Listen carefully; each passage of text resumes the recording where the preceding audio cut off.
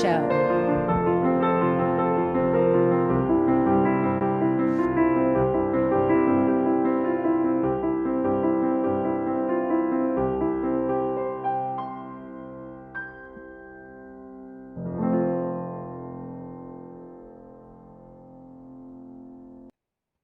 Hello, world, and welcome to the Shannon Joy Show. We're broadcasting live from the Joy Virtual Studio right here in the beautiful Finger Lakes region of New York State. It is so good to be with all of you today. It is Tuesday, the 18th of August, and we have a big show for you today. The headline, World War III is here, but it's not the war you think it is. Today, big interview with Catherine the Great. Catherine Austin Fitts is going to join us in just a moment here on the SJ Show.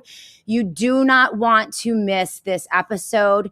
Featured today is a deep and clarifying conversation that I had. I pre-recorded it with Catherine Austin Fitts last week on Friday to accommodate her schedule and the time difference. As you know, she's in the Netherlands. She'll be coming back to the States in just a couple months, but this was an unbelievable talk. We looked at the larger picture to make sense of absolutely senseless headlines, expose the ruse of warring nation states, and also dispel the myth of the two-party political paradigm. Most importantly, Catherine will help us understand the war that is already here, the key players involved, and the role we all play in this epic struggle, which will lay the groundwork, guys, for the next 100 years. Our health, our wealth, our families, our sovereignty, all at risk, but there are great opportunities ahead. And that's what I loved about that conversation with Catherine. She is always an optimist. She's always talking about the solutions, and we touch on that in this interview today. So I'm absolutely thrilled to bring that to you. We're going to get started with Catherine in about 5 minutes. But yes, I see you guys. Catherine Austin Fitts apparently is really good for the ratings. We have almost 1,000 people watching on Rumble. Great to see all of you. A ton of new chatters on the SJ live chat. Great to see you. Of course, the Shannon Joy Show. We are live every day, 90 minutes of news, headlines, culture, not left, not right, just the truth, straight up, no chasers. We don't carry water for the Democrats. We don't carry water for the Republicans. It's the truth as best that we can glean, and that is very difficult in today's media culture, with so many lies, so much propaganda, deep fakes, layered psyops coming at us from every direction. As you know, I always say it's like a fire hose in my face every day. And I'm here white knuckled on the roller coaster with all of you. But that's what we do every day.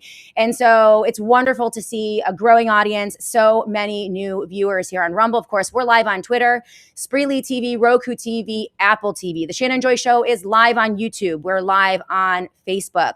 We're live on Substack. We're also available via podcast for your audio listening on any of your favorite podcast platforms. The SJ Show in this network, unbelievably, independently, with no billionaires lurking in the back, super PACs or political parties propping us up, reaching well over 1 million eyes and ears every single month on this tiny little platform that could.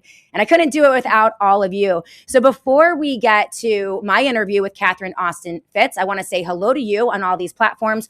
Welcome some of our new viewers. Tell you a little bit about what you can expect next week and the week after, and also today. So Ryan 74017, great to see you on the live chat. Hey, Ollie Robin 9, great to see you as well. CJP Rumble is with us. Be My Valentine, of course. We have Honor Seeker joining us today on the SJ live chat. After the interview with Catherine Austin Fitts, I will be popping back on live with all of you to get your comments, take your questions, and have a little bit of analysis post-interview. My interview with Catherine is a straight shot. It's an hour and 6 minutes of truth from the 40,000-foot vantage point, and it really packs a punch. So we're going to load our commercials in at the beginning, at the end of the SJ Show. Please remember the sponsors of this show. It's the only way that we can keep the lights on here at the Shannon Joy Show. So we're going to go to a quick commercial break in about 5 minutes. Then we'll come right back in with the interview with Catherine, and then we'll meet back here for a nice little live chat at the end of the show. Does that sound good to all of you. Me, myself, and I, Shannon is a joy. Thank you so much, me, myself, and I. Welcome to the live chat. Ryzen7417 says, yo, sorry, I mangled your name in the beginning. Great to see you on the live chat. Love seeing new faces, new names. Hey, Cotton33, great to see you. We are all dead. No negativity at all. Hey, Nancy Vaughn, great to see you. Watching from Washington State. Blessings and prayers, Psalm 91. Awesome. Honor seeker, everyone be on your best behavior today. No negativity or Shannon will whoop us all real good. And honor seeker, you're right. There, no crying in baseball here on the SJ show. No negative Nancy's, Debbie Downers, black pillars. We can't solve this. It's inevitable. We don't do that on the SJ show. And I don't tolerate it, mainly because it's not true. The doctrine of inevitability. This is what the techno-fascists and the technocrats and the ruling class elites want us to believe, that there's nothing we can do. It's inevitable. The panopticon is coming. The great reset is coming, right? You will own nothing and be happy, and there's nothing you can do about it. So just lay down and submit. Well, that's not what we do here in the United States of America. It's not what they're doing in Netherlands as the truckers and the farmers are rolling out, protesting all of the agendas of the United Nations, World Health Organization, Agenda 21, Agenda 2030. They're not taking that laying down. And neither are we here in the United States of America with the flock revolt and the data center revolt. And more Americans exiting the two-party political paradigm, understanding that the left and the right are the same. They work together to play us against one another on a regular basis, but they share all the same agendas. They just have different marketing. And they use very sophisticated techniques and tactics to divide us. But more and more Americans are waking up to this. And so, yes, we tell the truth. We don't sugarcoat it. Okay, it's bad. But we're not going to stick our head in the oven. We're not going to crawl into the fetal position or stick our head in the sand or wait for the rapture. No, there's a lot we need to do with the time that we have on this earth. And when all of us come together and encourage one another and work together and organize, we can get it done. There is a great video from Seth Wholehouse. I don't know if you follow him, Man in America. He'll be joining me on the Shannon Joy Show the week after next with a very important series that he has done. But just an amazing 5-minute talk that he put out yesterday. I retweeted it on my X feed, and it is so optimistic. You know, here's the thing. You've got to face reality. We have to acknowledge the truth of the situation that we're in. And it's a bad situation. The calls are coming from inside the House. Washington, D.C. is absolutely hopelessly corrupted, and we're not going to get any solutions there. So we're going to have to take this on ourselves through local organization and local resistance. And Seth gave such a beautiful talk on that I'm going to include at the end of this show. So all of the super scary negative stuff that we must talk about, and we do talk about with Catherine Austin Fitts, needs to be acknowledged and understood by every American, or as many as possible, so that you guys can survive what's coming, so that we can all survive what's coming. But, you know, I'm going to put a nice cap on it at the end with that 5-minute piece from Seth Wholehouse. It's the answers. It's what we need to do. And I know that Catherine shares his sentiment as well. It's time that we put on our big boy and big girl pants and face the situation for what it is. And we're going to do that here on the show. And that's what we do every day. Hey, HBAR36, great to see you on the live chat. We have a huge audience growing on X as well. In the commercial breaks, I'll be looking at the Twitter feed, taking some of your comments. And we will get to that interview. We're just a couple minutes away. Hey, TMK. 1957. Great to see you. HBAR36, we did say hi to you. Ralph the Flying Dutchman is with us. RJ Westex, it's time to wake up to the WWE Congress in the show. They are all pretending. RJ, welcome to the live chat. You're going to love this show. You're going to love this audience. You're going to love the live chat. Everyone here is fully awake, not buying the Kool-Aid of either of the political cults. Not the Republican Kool-Aid or the Democrat Kool-Aid. And that is the first step. It's the first step to enlightenment and ultimately emancipation from this corrupted system. Ryzen 714 or 7417. Negativity has a place, but not to the point of losing all hope and adopting a defeatist attitude. Amen. Hallelujah, Ryzen. Appreciate you. Roy, a lot. You use a lot of words without saying a whole lot. Okay, fine. I get it. We're going to get to Catherine Austin Fitts in just a minute. Because honestly, you guys have heard enough from me. And Catherine, I call her Catherine the Great. She is her command of the situation that exists today, not just in the US, but across the globe, is unparalleled. Unparalleled. And she might be one of the most brilliant analysts in the world. And we have the best analysts here in the SJ Show on a regular basis. So we have a 1 hour, 6-minute interview to get through with Catherine. It is riveting. I was riveted by it. You're going to enjoy it. And so we're going to start that in just a moment on the SJ Show. But as I mentioned, because it's a straight shot, we won't be taking any commercial breaks. I'm going to load up a few right now, and then we're going to have a few at the very end of the show. So stick with us. And please remember that SJ advertisers. Without them, we could not keep the lights on here in the Shannon Joy Show. So if you're in the markets for any of their products or services, use the JOY promo code, use the URLs that are linked in the show notes of today's show, and make sure that you patronize them, because it helps them, it helps us, it helps everyone. Okay. Oh, by the way, one more thing.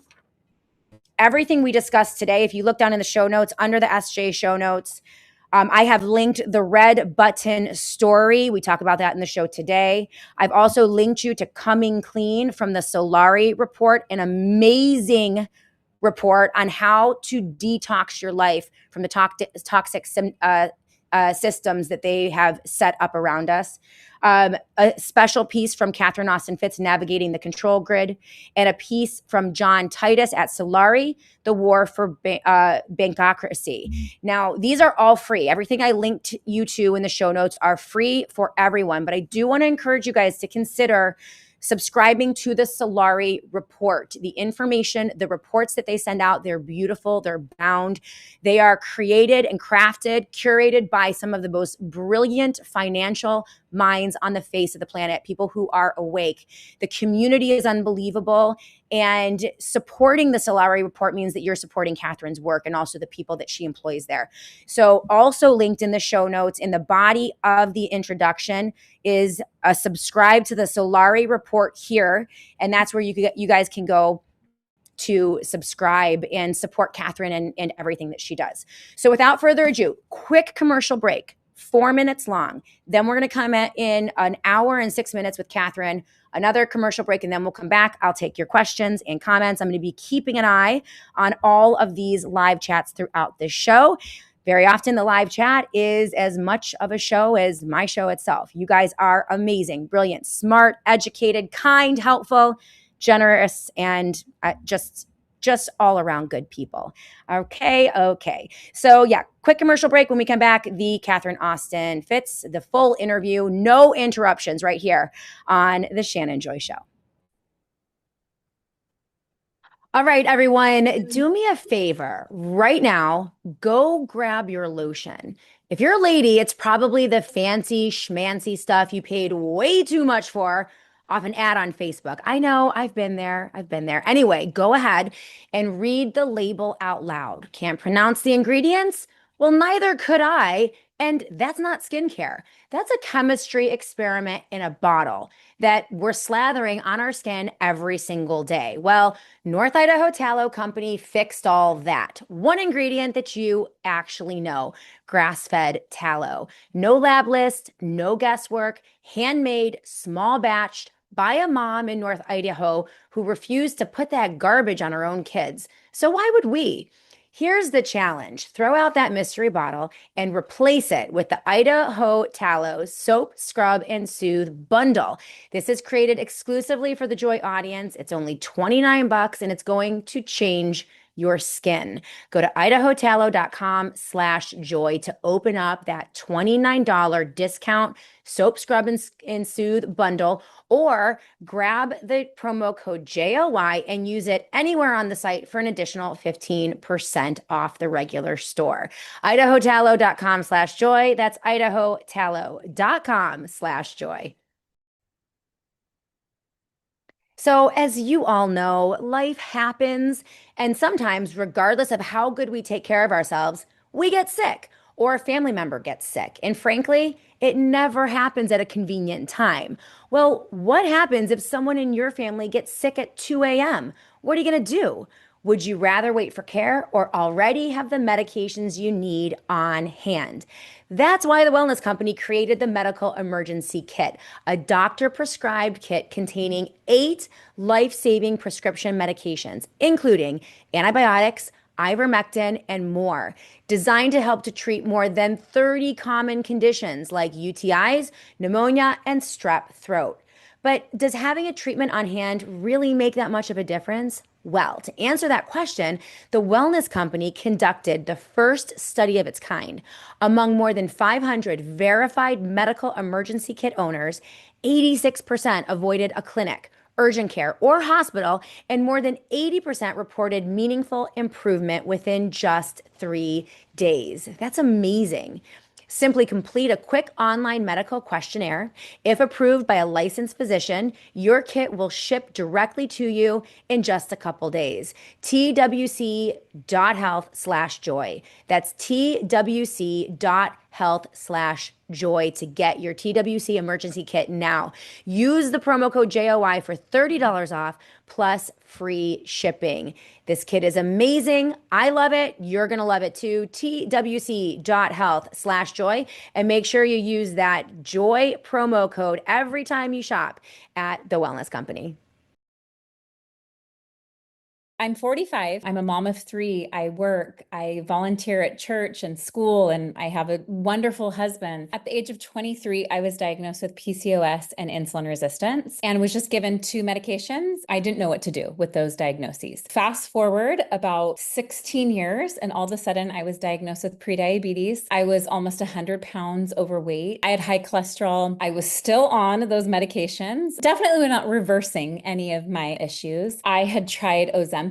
I had tried every single diet out there because I was just focused on my weight. That was not the way to go about it. So I was introduced to the Feel Great system, and it really changed my life. It'll be 2 years in February that I have been using the Feel Great system. I have been able to reverse my prediabetes. So my A1C went from a 5.7 to a 5.1. I am no longer on metformin, which I took for 20 years. I'm no longer on Synthroid, which I took for my thyroid. My cholesterol numbers are all within optimal ranges. My triglycerides went down from over 200 to 53. I have lost almost 100 pounds. It's given me everything.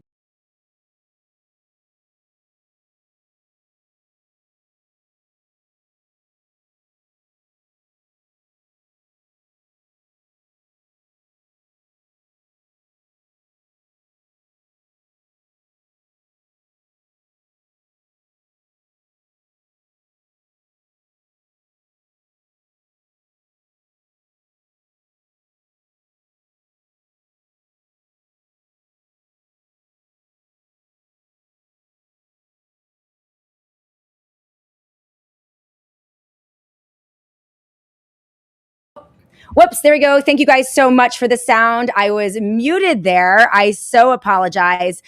Unbelievable testimonial from Katie. If you guys just saw in the commercial break, if you want to see more testimonials about the Feel Great system from Unicity, make sure that you go to shannonjoyhealth.com.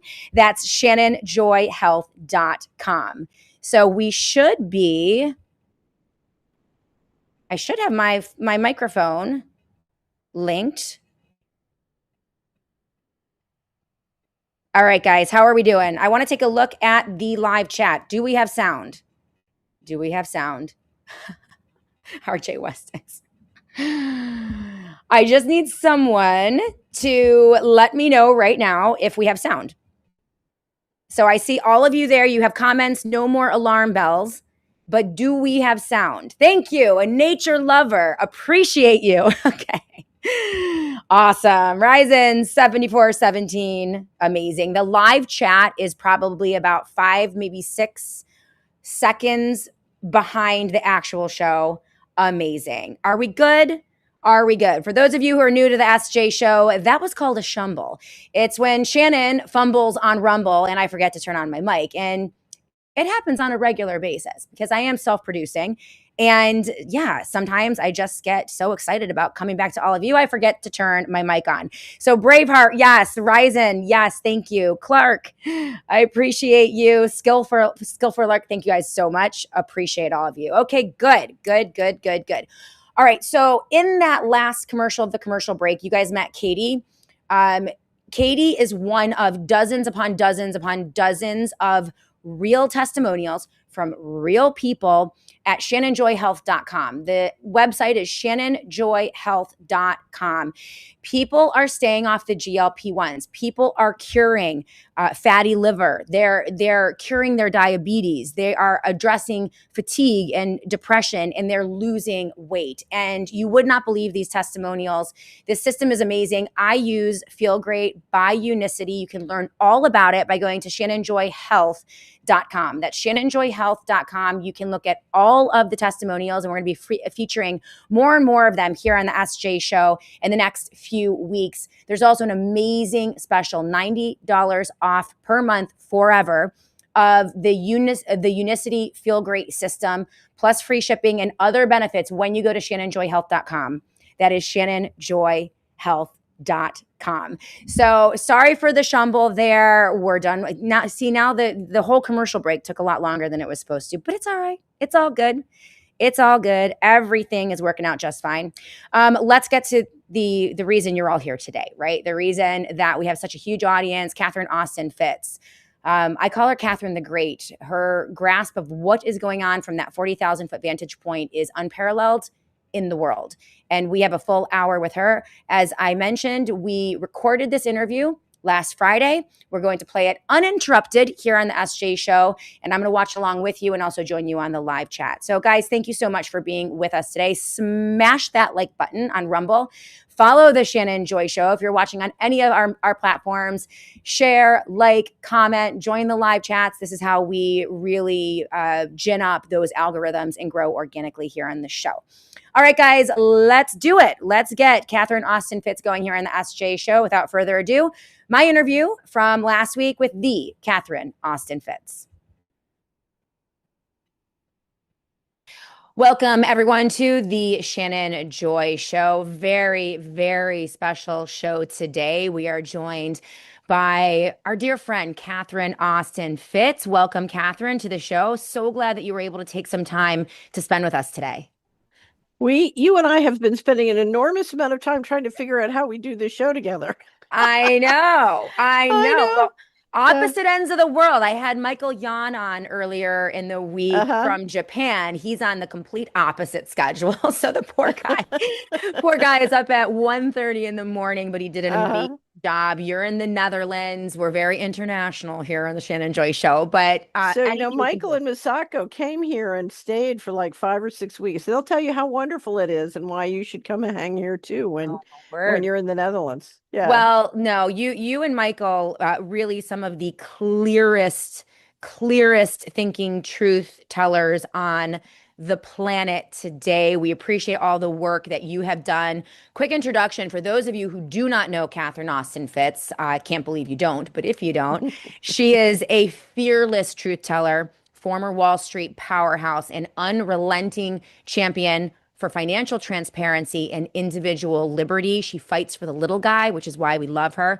She's a Wharton MBA graduate. She rose as a managing director at Dillon Read & Company, and then served as Assistant Secretary of Housing and Federal Housing Commissioner under President George W. Bush. After witnessing H.W. Bush. George H.W. Bush. W. Bush. That's right. and her tenure in Washington, D.C., after witnessing the corruption and exposing missing trillions of dollars within the system, she blew the whistle, walked away, and founded Solari. She publishes the Solari report. Last week, Michael Yon said that the most valuable commodity on the face of the planet today is good information. And I would highly recommend those of you who are not subscribed to the Solari report that you do so. Catherine Austin Fitts just doesn't talk about what is going wrong and how bad things are. She, as I mentioned, is fighting for the little guy. She cares about your family. What are you going to do as they crash the system down on top of us? And that's what we're going to be discussing today, Catherine. So thank you so much for everything you do. How's everything going over at Solari? It's going well. And I want to tell you a story because it relates. We are coming into one of the most amazing opportunities that people like you and I have ever had. You know, people who want to be free, there is an extraordinary opportunity to punch through that is starting now, and it's going to keep on rolling. And we want to do everything we can take advantage. But the story I'm going to tell was I have a dear friend named Dennis Kucinich, who was a congressman from Ohio for many years. And then he's run and, you know, he's worked to do many things. He tries very hard to stop wars. And anyway, so, and have you had Dennis on your show? I have had Dennis's wife on my show. He's agreed to come on my show. I've met him 3 times actually in various situations. The first time I met him was in Boston, actually, when Bobby Kennedy Jr. announced his run for the presidency. He's a lovely, lovely man, and he's always welcome on the show. I'll work to make that happen because he's a voice that I have been wanting to talk to for some time. No congressman ever knew more about monetary policy and the history of monetary systems. Wow. Than Dennis. Yeah. And his wife too. She's very knowledgeable about it. But anyway, Dennis and I were having breakfast in Union Station in Washington many years ago. And we decided we wanted to move restaurants because the restaurant was very noisy. We were walking across right where people who were coming in by train come. And one of the senators from Delaware was coming in. He commutes back home. You know, if you live in Delaware, it's easy to commute to Washington. Right. And so he stopped to say hello to Dennis. And it was a guy who's relatively new. So I didn't know him when I was in Washington. So I was a stranger. So I'm standing there and Dennis is talking to him. The senator's a very polite guy. He turns to me and he says that Dennis introduces us. And he says, "What do you do?" And I said, "Well, Senator, I have a job where I have a group of people who pay me to go where I want, write about what I want, interview who I want, and talk about what I want." And I meant to be, I said, it's called the Solari Report, and I meant it to be light and funny. And he looked, this wave of grief went over his face, and he said, "How can I get that job?" True. Because it's so, the sausage factory has become so hard and so brutal. And I said, "Well, Senator, the apprenticeship is a little rough."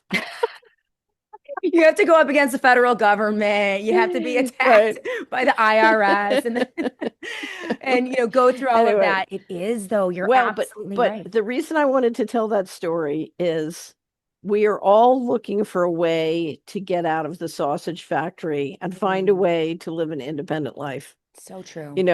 We have this program called the Solari Builders, where we just finished our pilot and we're working to build the next phase. And when I was working on the curriculum, one of the young people said, "Well, not everybody wants to be an entrepreneur." And I said, "If you're going to be on the decentralized team, you're going to be an entrepreneur. I don't care if you're a composer, an artist, a doctor, a nurse, you're going to be an entrepreneur because that's the only way you're going to have independent income. You have to, even if you work for somebody else, you're going to have to think like an entrepreneur. Everything's about performance in this environment. So get ready." Yeah, Catherine, I broke out 13 years ago, started my company independently. I was in the corporate world, marketing and advertising and promotion. And really, I was just talking to my husband the other day about why I do all of this. Like, why do I do this? And I said to him, I cannot imagine. I don't want my kids to have to go and work in a system that is designed to crush their soul and designed to make them corrupt themselves and become corrupt in order to survive. I'm like, that cannot be. I can't bear to send them into a world like that. And we're in a war. Who whoever goes to war and sends their children to work for their enemy? Right. Right. It's true. Right. And It's true. I'm laughing because I'm looking at you. You and I, when the Trump administration started, all the folks interested in health and food started calling me and saying, will you come into the administration? I said, no. Wow. No, Wow. I have Yeah. absolutely no interest. I'm an outside game person. Don't even talk to me about that. Now, from that moment on, you remember how excited everybody was. I do. We have watched the most unbelievable bipartisan commitment to poisoning the American people. It's unbelievable. And the process of people trying to get the machinery to change has proved their intention beyond a shadow of doubt. I want to give the Maha folks credit because they did everything possible to help the machinery turn and to give it every chance. And they have proved beyond any shadow of a doubt that it's hopeless. Right. Now, That it's a bipartisan mission to poison this right. country. Go They ahead. are depopulating the American people. Mm. Now, here's the interesting thing.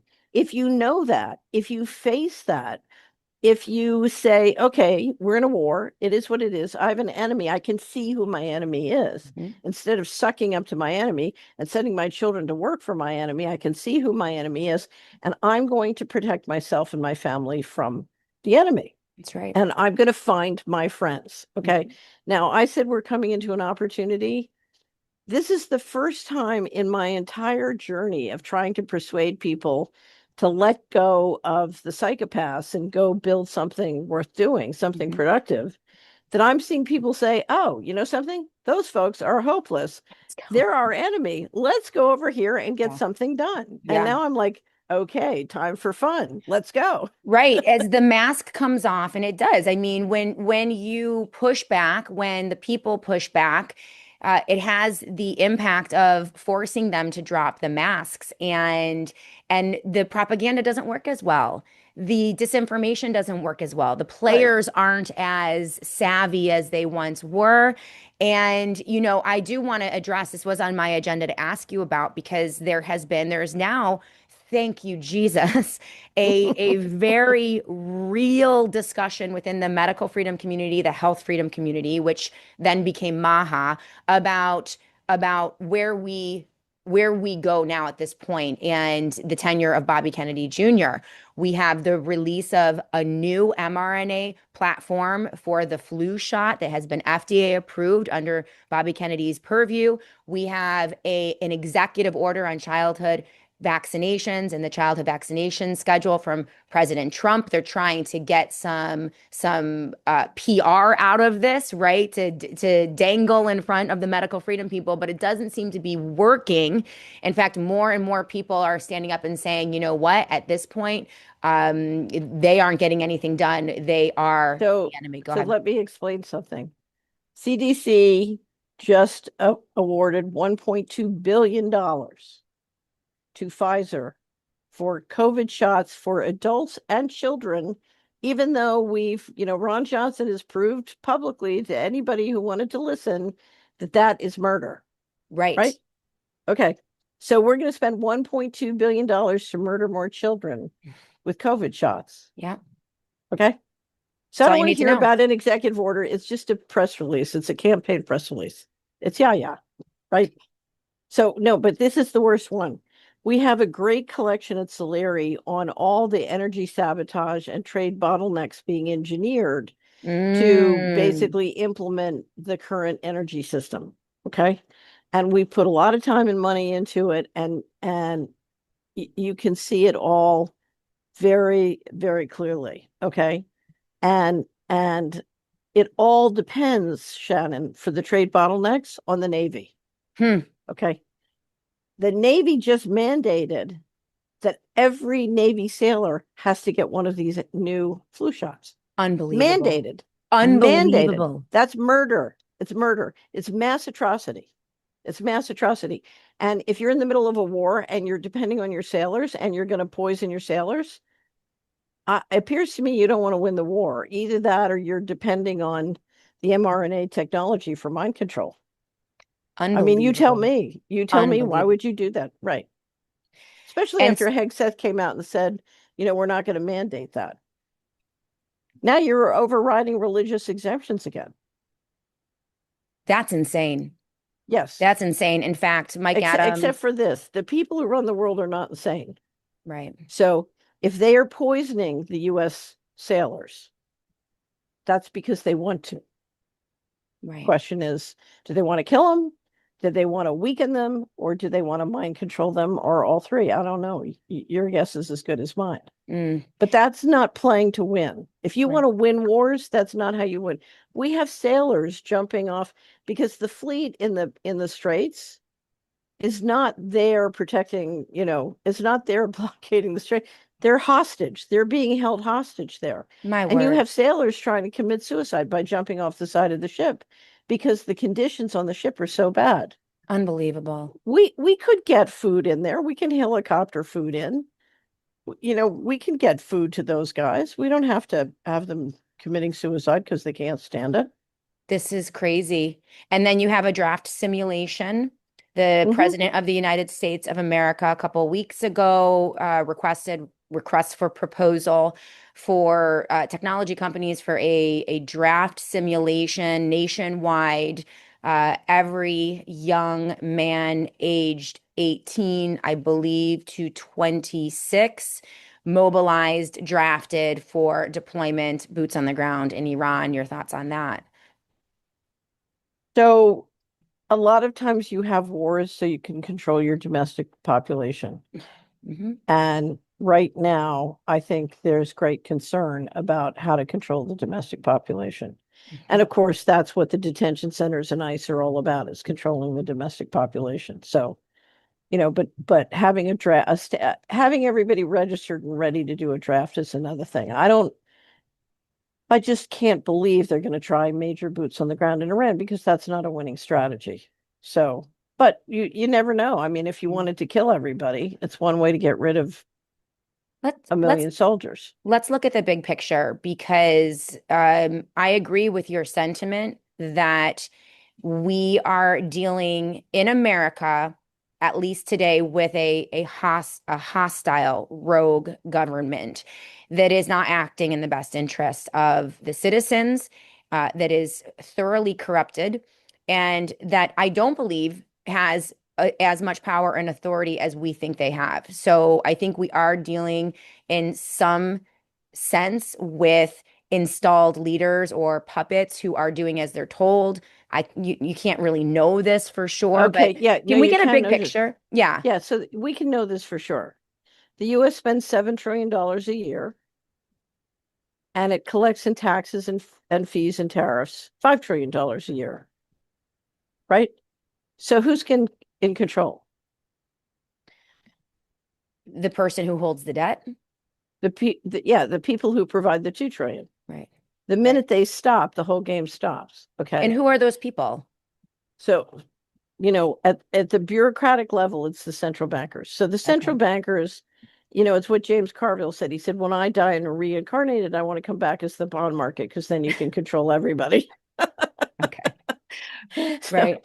So you're talking about the financial mechanism. We're in the central banking warfare model. There are two sort of power plays in the central banking warfare. One is the central bankers who print the money, and then the military who make sure everybody takes it. Okay, now let's talk about sitting in the Oval Office, and your job is to collect the $5 trillion, spend the $7 trillion, and borrow the $2 trillion, right? Okay. You've heard the red button story that I tell many times, and the red button story says the American people want their check, and they want a story of I am good. And so if getting that check means you go drop a lot of bombs on Iran, that's fine with them as long as they get their check. Okay. So if you're the president, the American people have voted regularly to not push the red button. Got it. They just want to be able to say, I'm not doing the organized crime. I'm not dropping bombs on Iran. I'm good. I want the story of I am good. So the story of I am good is, we're going to Iraq to save the women because women aren't free in Iraq, and we're going to bring democracy. And, that's all the story of I am good. And the fact that you're going to deposit all the Iraqi oil revenues in the New York Fed has nothing to do with it. Right, right. Well, Right, and the game right, that we play here in America is that we are okay with the war when it's our guy doing the war. When the other guy is doing the war, we get to pretend that we're for freedom and anti-war and but it's never consistent, right? So we right. trade our priorities. We engage in mass hypocrisy as a nation as long as we stay in this two-party simulation that really is a uniparty. And this has carried on. I would say the majority of the Americans I talk to don't think this deeply about it. They will engage in the surface level politicking and understanding. Now that's changing. It's changing. I agree with you. I'm talking to more and more people who get it like that. That you don't even have to convince them of the uniparty Right. or this cartel system. They understand what's going on. And I also think, Catherine, that more and more people are ready for the red button in a sense. They're Yes. seeing So, how wicked and corrupt and dangerous this government is to them right. and their children, that they're saying, you know what, maybe it is time that we face the music here and take So care of things. for those listening, if you go to Solari.com or you go to YouTube and you put in Fitz plus red button, you'll get the 3-minute video that explains what we're Great talking video. about.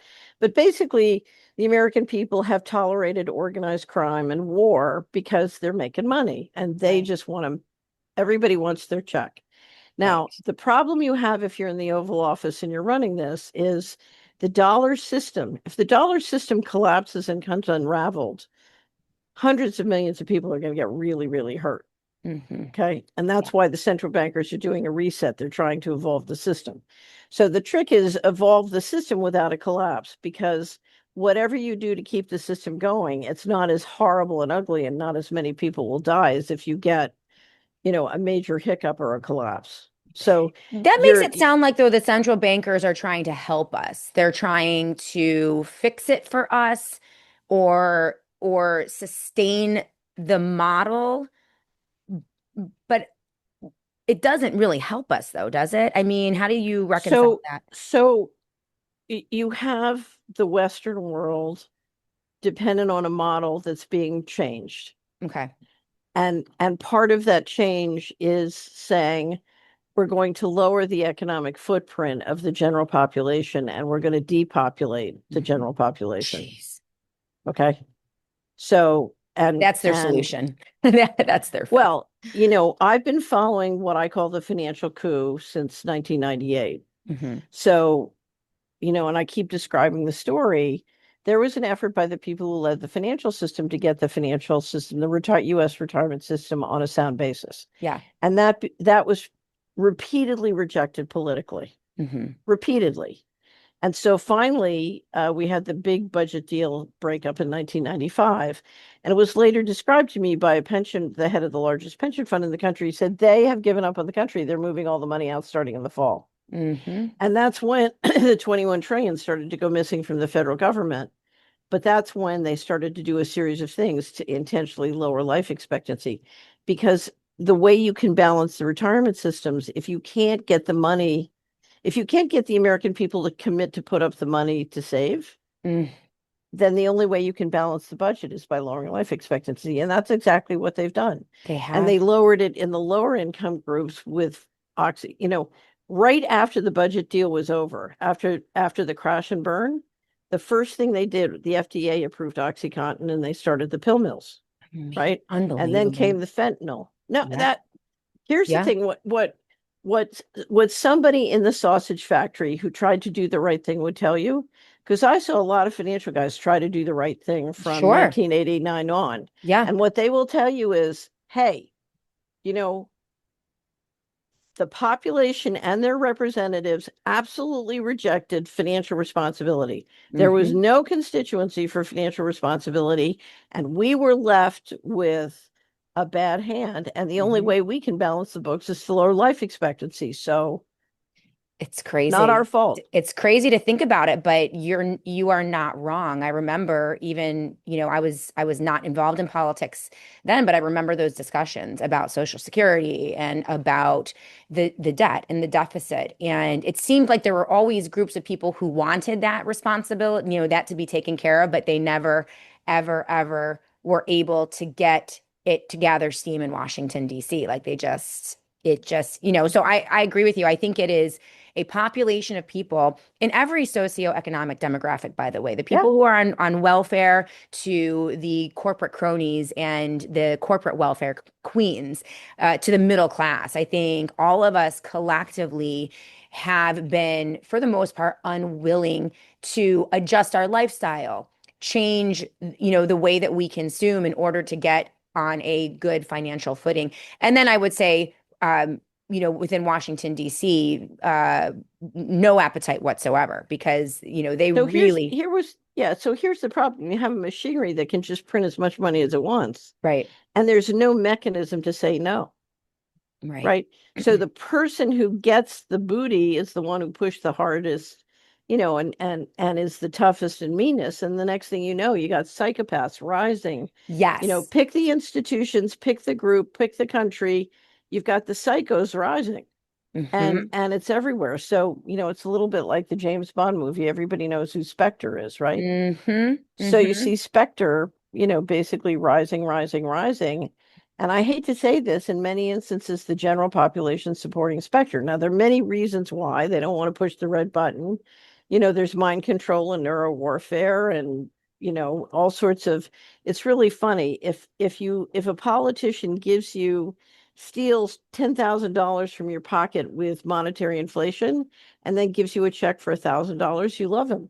It's the most insane. I mean, this is from my Right. vantage point. I'm screaming about this, Catherine, ever since 2020 when they locked us down and people were like, oh, thank you so much for the $1,000 check, $2,000 check, all of the rebates, right? And I'm like, oh my gosh, the inflation. I mean, I think they've already devalued the dollar since COVID. So, Go ahead. so at the beginning of COVID, they injected $5 to $6 trillion direct. It's called the Going Direct Reset. Yep. We have enormous material about it at Solari. And it was interesting. One of the former governors, a wonderful former governor, literally right after they did it, gave a private presentation to the clients for a Swiss money manager and bank. Mm-hmm. And one of the clients sent it to me. I was an investment advisor at the time, and it was a fabulous presentation. And it explained how the lockdown would delay the inflation fact. But when the lockdowns were over and they opened the economy, why this would send inflation through the roof. It was all known. He Mm-hmm. knew, everybody knew. We all knew. Everyone knew. Yeah. And I agree that the criminal element seems to be more evident today than ever before. It used to be during the Biden administration, Bush administration, Clinton administrations, when they laundered money or engaged in insider trading or pump and dumps or any type of those types of schemes, they at least had the courtesy of trying to do it in the dark, right? And hide what they are Well, you doing. had you had With what Trump, I we have a new level of criminality that is blatant. Like everybody is watching it, and that's unsettling to me. This criminal nature of the people who are in power. so the traditionally the significant what you would call criminality was black budget operations. These were official, these were off the book but official operations of the governmental apparatus, and they participated in massive amounts of, you know, uh both illegal operations but money laundering of, Right. money from illegal operation.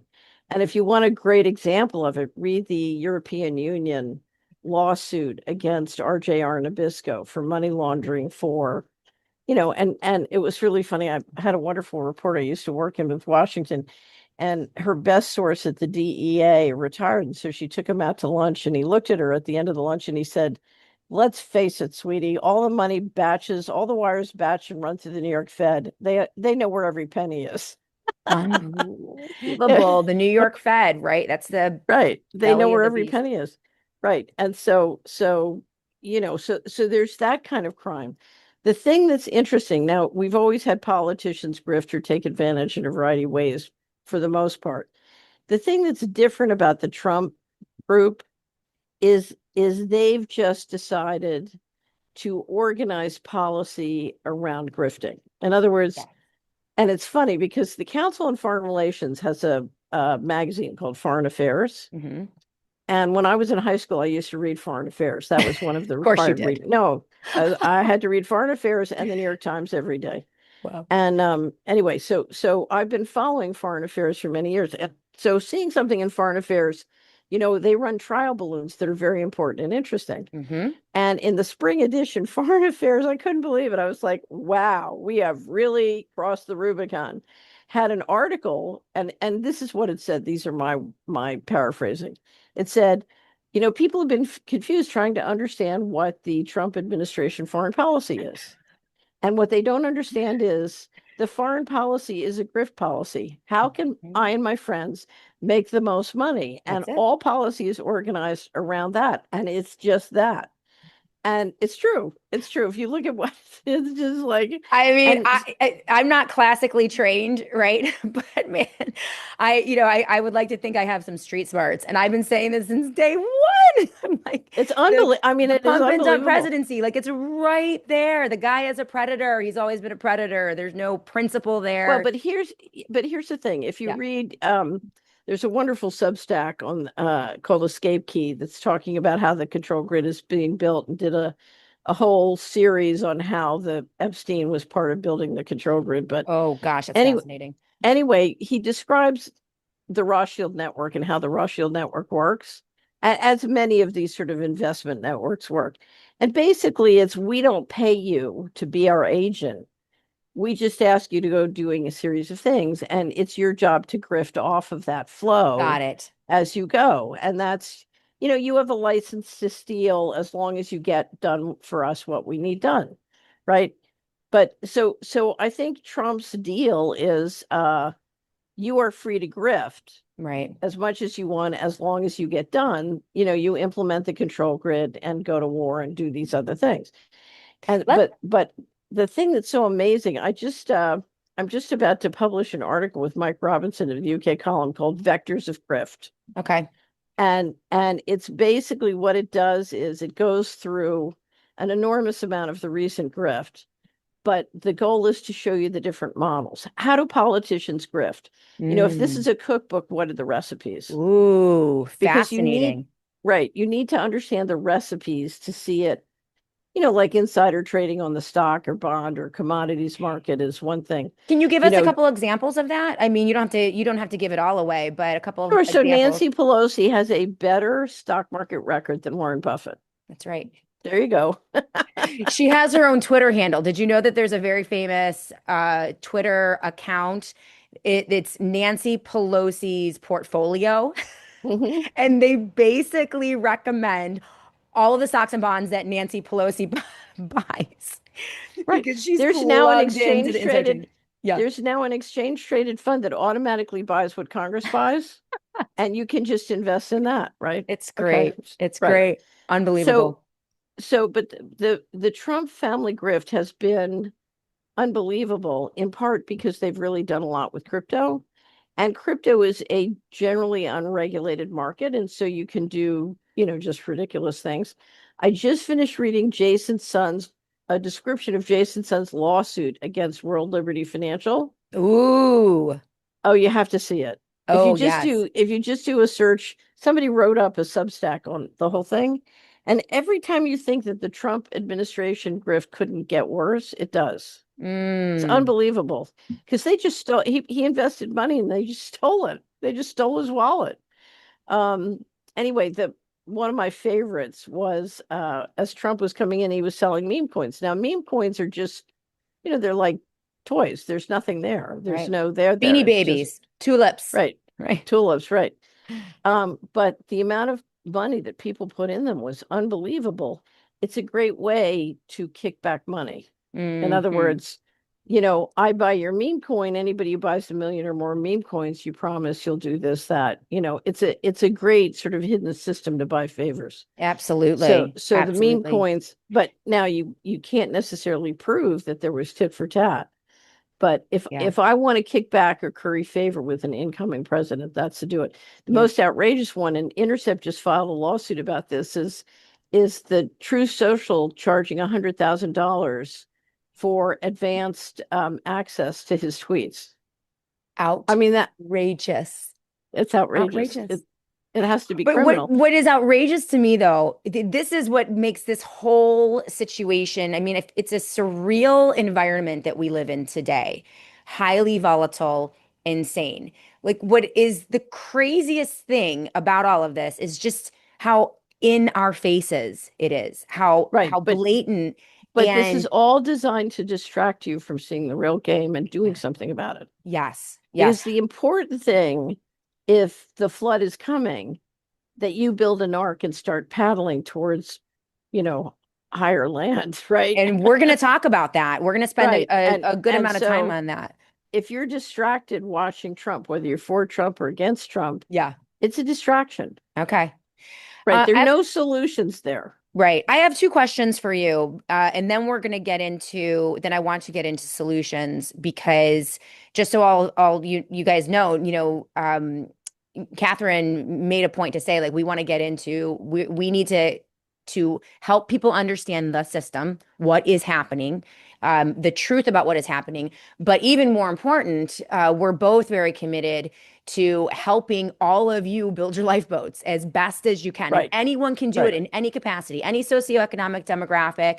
There are things that you can do to try to prepare for what is coming and protect yourself and your family. No, it's here. It's here. It's It's here. not coming. We're in the It's middle of here. it. It's here. So let me ask you these. I have two questions. You mentioned the central bankers, and essentially these are the people who are in charge of that 2 trillion deficit or that gap, right? But the 7 trillion in American Yeah, they're the spending ones only who brings manage the right. financing of that 2 trillion. Now, are those central bankers, are you talking about the New York Fed in exclusivity, or are you talking about the global central bankers? And who are they? Is it the international families? Are they, So oligarchical groups? Like most what? central banks, Yeah. most central banks are privately owned. Okay. Okay. So let's talk about the Federal Reserve because it's the mother of all central banks. Okay. The Federal Reserve Bank combines 12 private banks that run the transactions for the United States with a board of governors, which is a hybrid between the banks and the president will appoint the governors, et cetera. Okay. Okay. Does the president So, really appoint them though? Or is the president told to yeah, appoint the, both. I mean, okay. there's lots of political pressure. Okay. It depends on, but you have a hybrid structure. And the 12 banks run the transaction, but in those 12 banks, the mother of all 12 is the New York Fed, Okay. because the New York Fed is the depository for the US government. Got it. And it runs the primary dealer network with Treasury. Okay. And it also is the agent for the Exchange Stabilization Fund. Okay.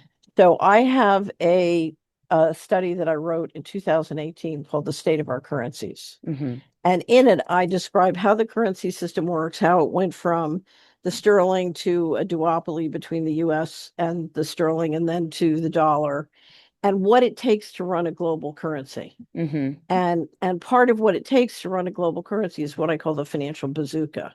Mm-hmm. And the Exchange Stabilization Fund is at the heart of running the financial bazooka. Okay. So anyway, so the New York Fed is the mother lode. Now, who owns the New York Fed and who owns the other 11 banks? Right. I don't know. They're member banks.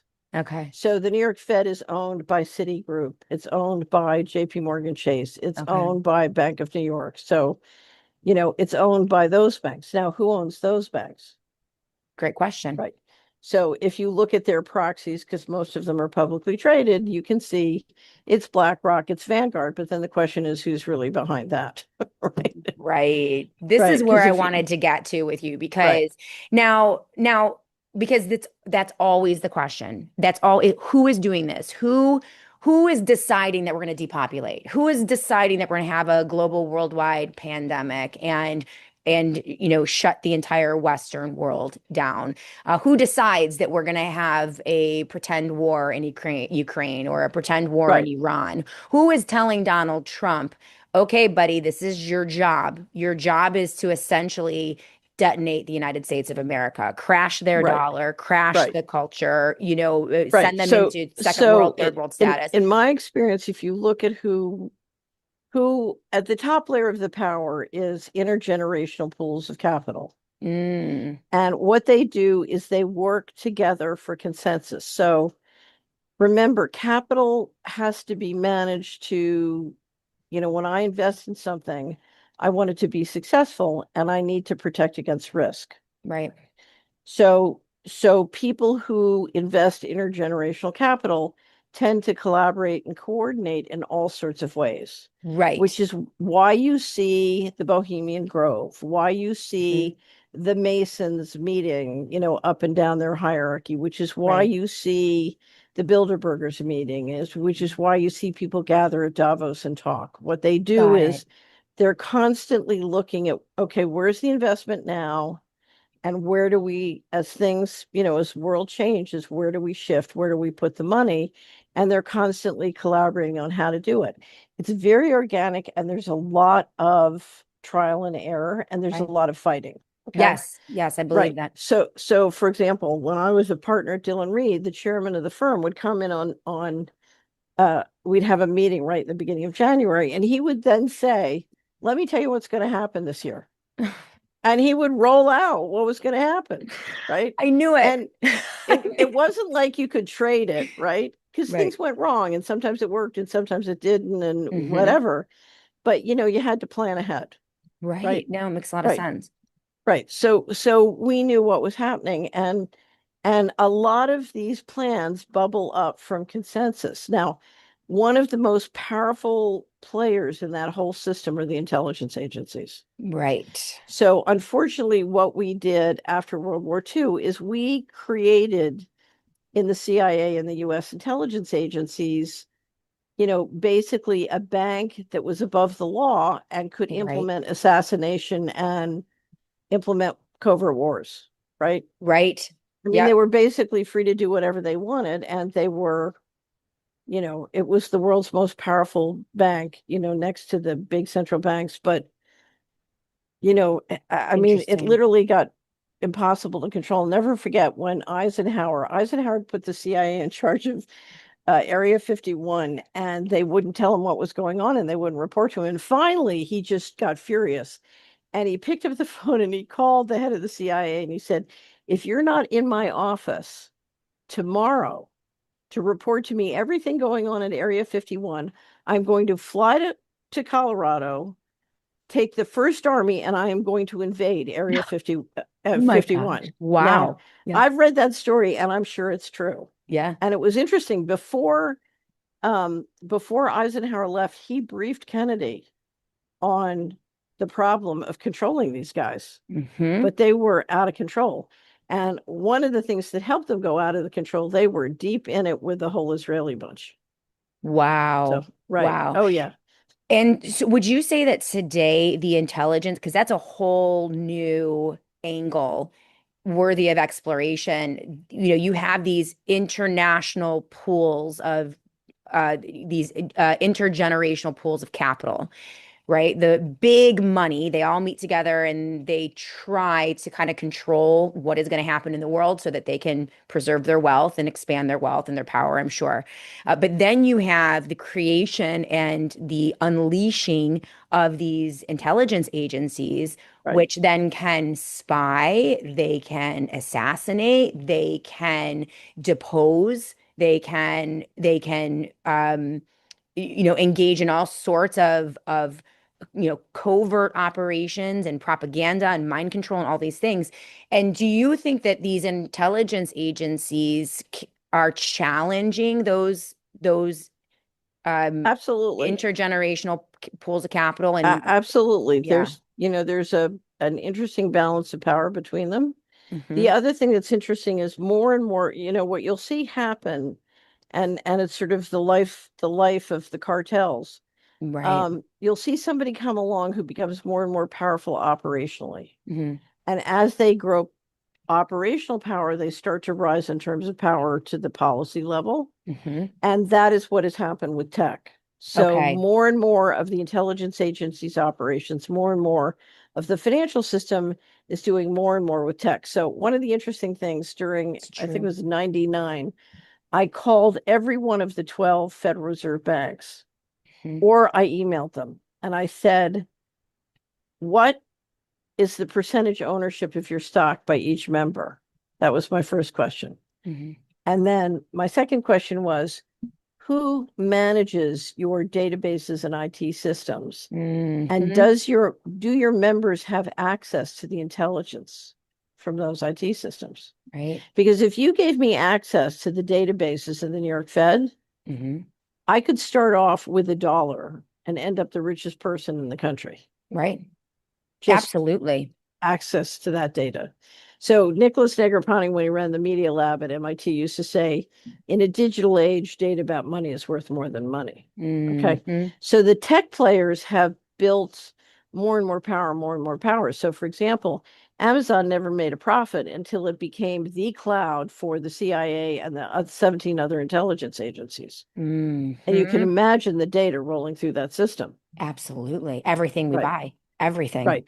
One of the biggest controversies during the pandemic and even before was the DoD wanted to put out a huge cloud. So the Navy had a cloud, then the DoD put out this huge cloud. It was called the JEDI project for a long time. Hmm. And there was bitter fighting between Oracle, Microsoft, Amazon over who would get that cloud. And finally, they just had to piece it out to all of them and Google. Interesting. Interesting. So we have new players that are, and this is the war. I think what you're talking about is the tech players, the intelligence players, the military, you have governments, you have the capital people, the bankers. Everybody kind of wants to find the one villain.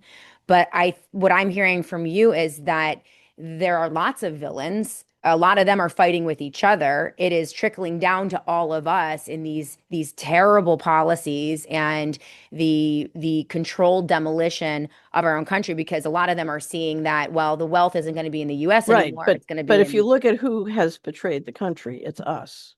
yes. Oh So gosh, I'm yeah. not saying the psychopaths aren't a problem, Yeah. but I go back to the go back to the story of the crucifixion.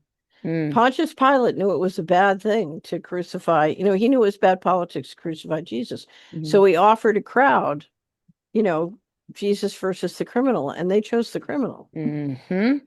Now, Well, the you history of always have to American do that, right? politics, Like, we are very good in this country at villain casting and looking for the villain, and we should take care of villains. We should be going for justice. That's biblical. We're called to do that, regardless of whether or not we get it.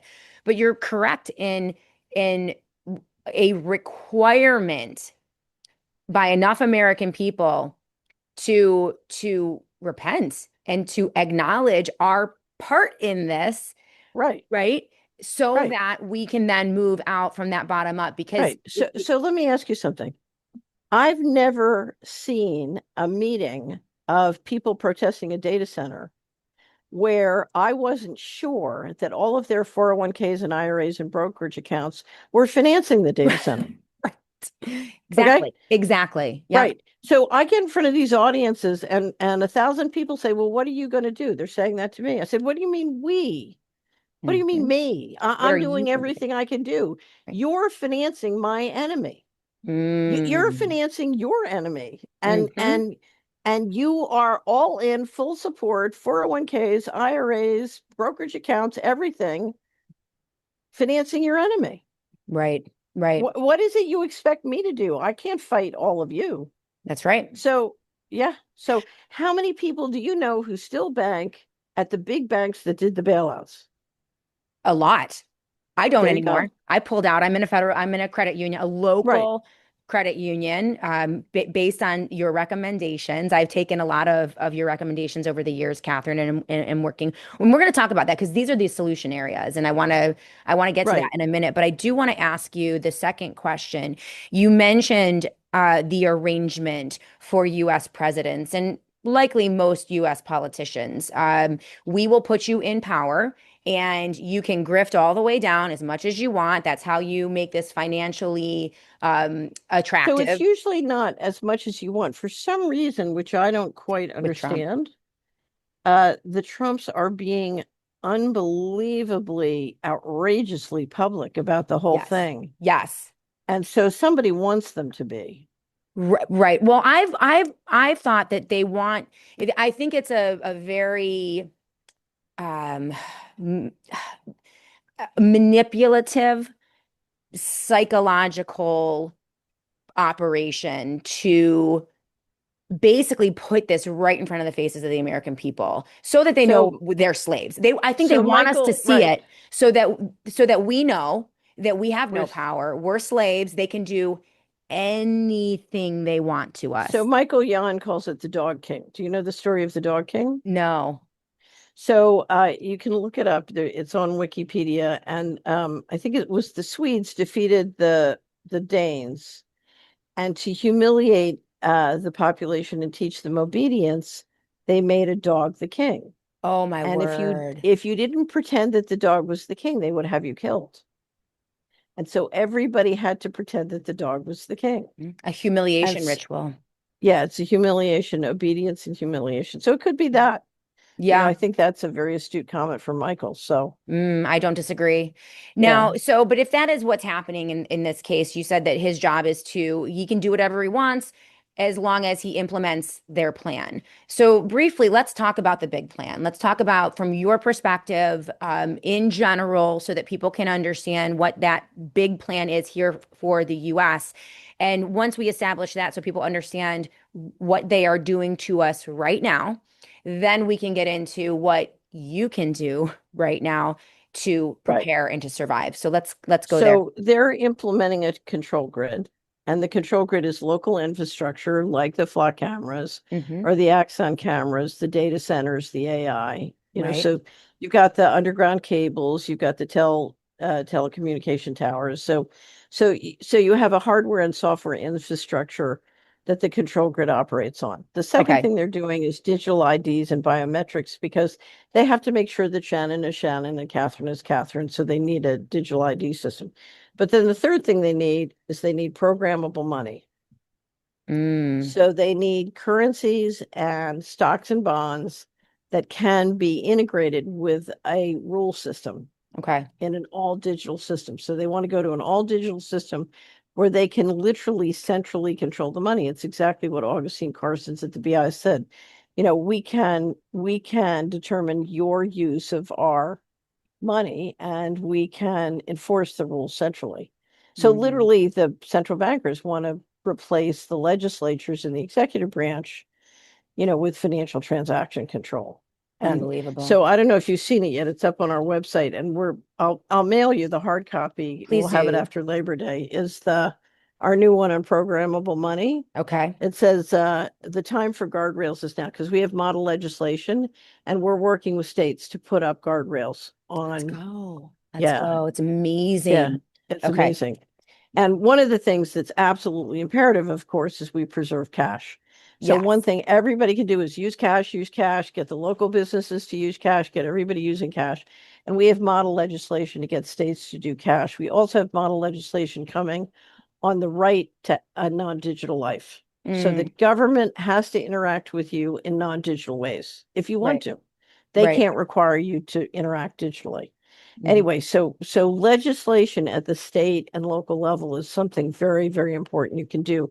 But the one thing you absolutely can do is keep cash alive just by Okay. using cash all Now, the time.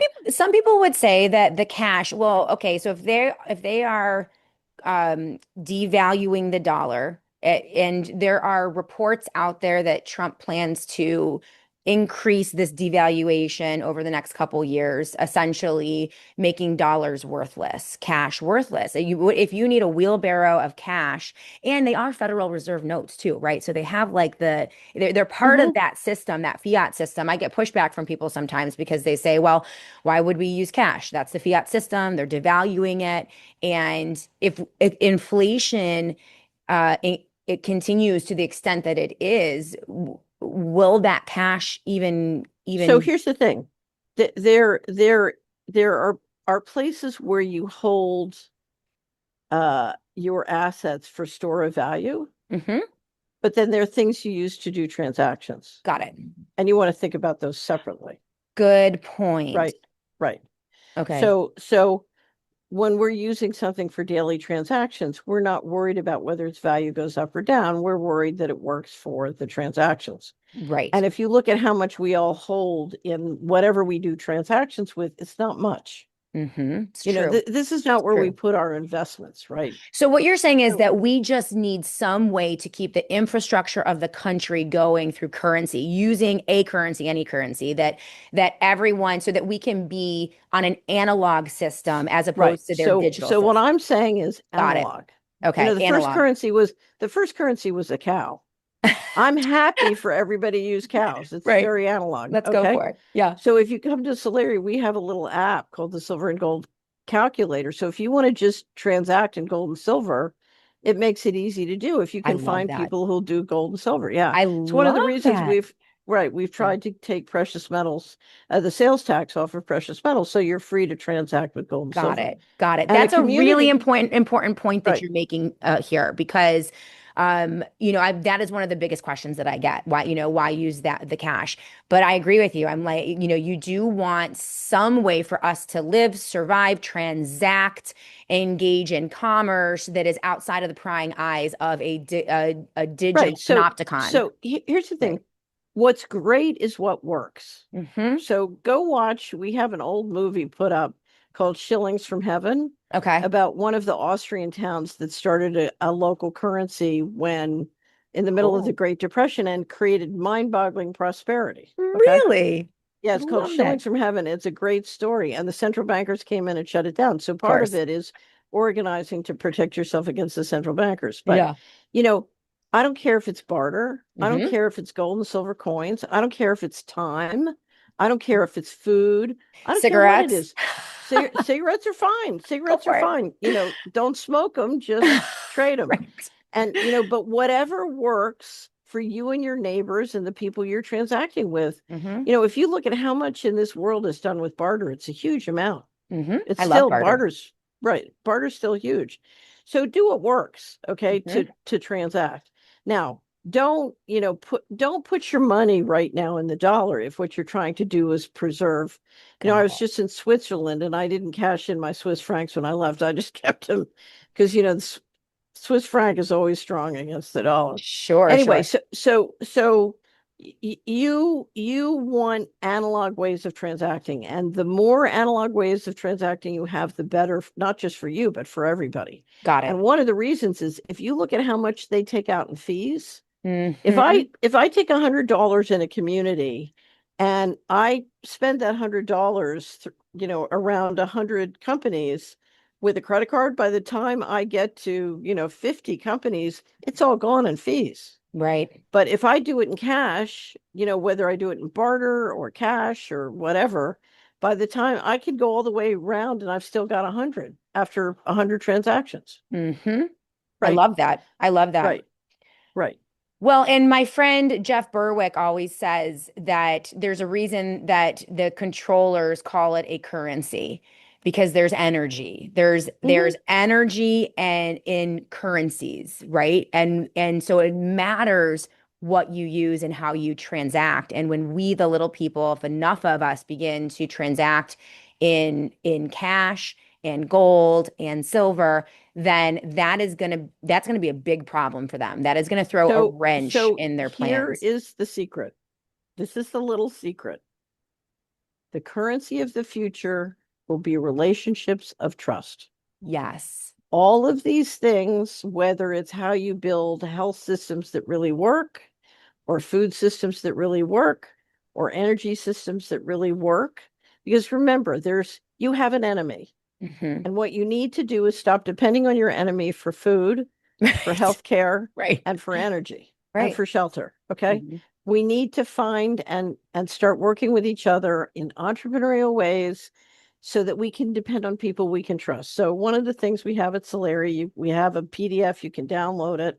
It's called, I think I sent it to you, Coming Clean. Okay. And these are the 24 steps with thousands of resources. There's a ton of resources of all the things you can do to get the people who are trying to kill you out of your life, out of your mind, out of your body, out of your pocketbook.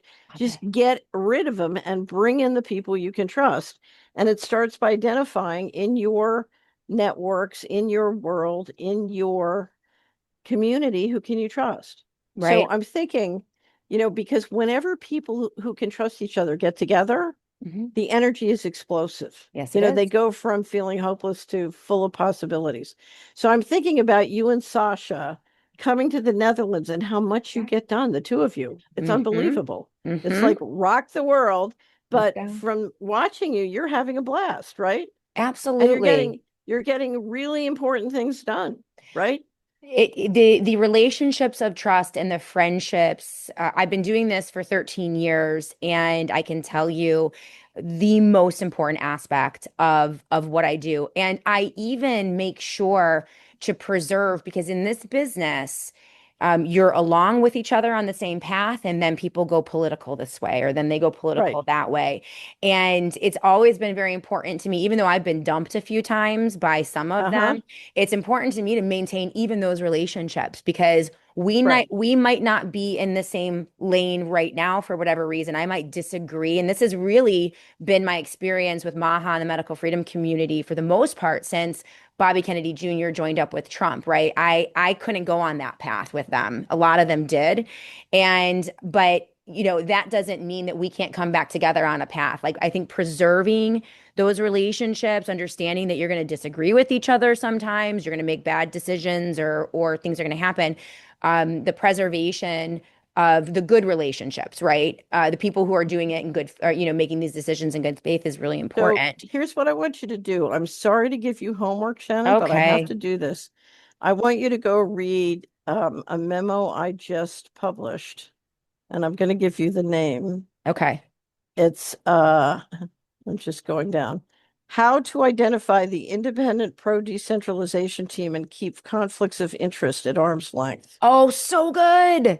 So good. Because And I'm mired in this, Catherine. I'm telling you, I swear I have all of these different groups. I'm on group chats and texts, and I'm always trying to like diffuse. Like, right, like we this will explain to you how to understand who has conflicts of interest. don't. Mm-hmm. And, it's very important. If people have conflicts of interest, you have to be very thoughtful when you team up or work with them, because you have to know the leash is going to get pulled on them At in some some point. ways at some time. Right. And you don't try to do with them more than can be done with them, because they have a leash. Right. Okay. Right. You've tried to create a situation where you don't have a leash, Mm-hmm. but you need to identify who else doesn't have a leash. Sasha doesn't have a leash, Right. right? So No, so she you does need to not. identify, right. You need to identify other people who don't have leashes. Mm-hmm. And then when you collaborate with people who do, you just need to understand that the potential for conflicts of interest and the leash could get pulled on them, Mm-hmm. right? Makes so much sense. It Right. makes so much sense. So the currency of the future is going to be relationships of trust. I absolutely agree with you on that. And that's something that everyone can begin to build. Anyone, Right. Right. anyone in And any the community. strongest relationships will be building relationships with people whose conflicts of interest are minimal. Mm-hmm. Exactly. Right. Exactly. Right. Let's go into more. So they want the digital control grid. They want the digital ID. They want the programmable money. They want the depopulation agenda. They want to, I believe, the writing is on the wall that they do want to kind of crash the dollar and move into something new-ish. I don't So know. let me argue with that, because if Okay. you look at what they're planning with the stable coins and the digital tokens, Hmm. that's going to make the dollar stronger than ever. You If think? it succeeds. Yeah, if it succeeds. But They isn't want to that bad for bring, us if it succeeds, though? We don't want it to succeed, right? so Because that's the programmable money. well, what they're going to do is they're going to try and bring 4 billion. You know how in an open market, one company tenders for the stock of another company and takes it over, right? Okay. Yeah. It's a hostile takeover. Okay. Mm, They want to take stable coins and digital tokens and tender for 4 billion citizens mm. around the world and bring them into the dollar system. But the And BRICS nations don't want that, right? whoa, how are they going to stop their citizens from going in if we can reach them on a smartphone? Interesting. So, if I, because they're planning on offering digital tokens to trade, US stocks and bonds 24/7 through the phones, through the retail systems, with 20 times margin. But How aren't many people kids gonna around say, the aren't people world? gonna say though, like this is I get it, a stable coin, it's gonna be backed by the, the US government, but given what the world is seeing with the Trump coin, the Melania coin, all of the crypto scams, are people really gonna be like, yeah, let's do that? Like let's So that's the question. So for yeah. example, Besant, not that long ago said, "Oh, we just seized $1 billion worth of Iranian wallets." And I was struck because I said, if you're going to market $4 trillion of stable coins to the population worldwide, why would you remind them you can steal their wallets just like that? Like that. And I think that there was an example with Russia too. So it's very fluid. It's definitely fluid. It's definitely fluid. Yeah. But here's the thing. If you look at, let me just play devil's advocate, because you've seen Okay. the skyrocketing sports betting and the prediction markets. It's a casino. It's a If casino. you offer US stocks 24/7 with 20 times margin to young people all over the world, and you combine it with neuro warfare and you connect it up with porn and all the other things you do to bring them in, Mm, it's going to be like sport. It's going to be like play. It's going to be like sports betting. yeah. Now, So we got to get to the young I people. just looked at the Argentine peso. Hmm. So the Argentine peso over the last 10 years is down 99%. Over the last 5 years, it's down 93%.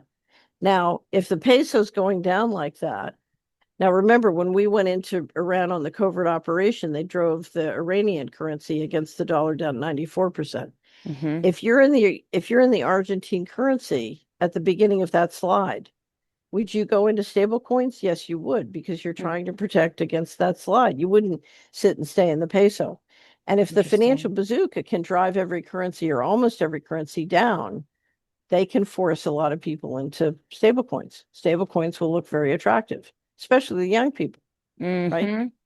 Well, that's why I thought that their agenda would be to crash the dollar, which creates economic pain Uh-huh. along with inflation, tariff inflation, and all the instability, and that would be the compounding factor that would drive people into the digital currency that So they I just that they realized choose.